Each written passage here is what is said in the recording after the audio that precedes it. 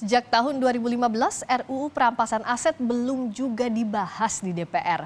Ada beberapa bagian yang menarik dari draft RUU Perampasan Aset. Di pasal 2 disebutkan, RUU Perampasan Aset tak hanya merampas aset hasil korupsi, tapi semua aset terkait tindak pidana dengan nilai lebih besar dari 100 juta rupiah.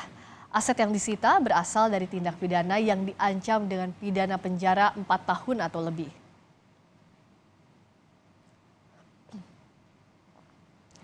Aset yang dapat dirampas berdasarkan RUU Perampasan Aset diantaranya aset yang diperoleh secara langsung atau tidak langsung dari tindak pidana. Selain itu, aset dari tindak pidana yang telah dihibahkan, ada pula aset yang digunakan untuk melakukan tindak pidana, serta aset korporasi yang diperoleh dari tindak pidana. Dalam catatan Indonesia Corruption Watch atau ICW, jumlah kerugian negara akibat tindak pidana korupsi mencapai 62,9 triliun rupiah. Akan tetapi jumlah pengembalian kerugian negara yang dijatuhkan majelis hakim dalam pembayaran uang pengganti hanya sekitar 2,2% atau setara dengan 1,4 triliun rupiah. RUU Perampasan Aset penting segera dibahas.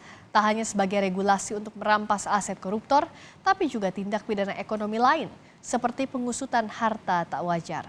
Adapun Undang-Undang Tindak Pidana Pencucian Uang terbatas karena mensyaratkan sejumlah tindak pidana asal.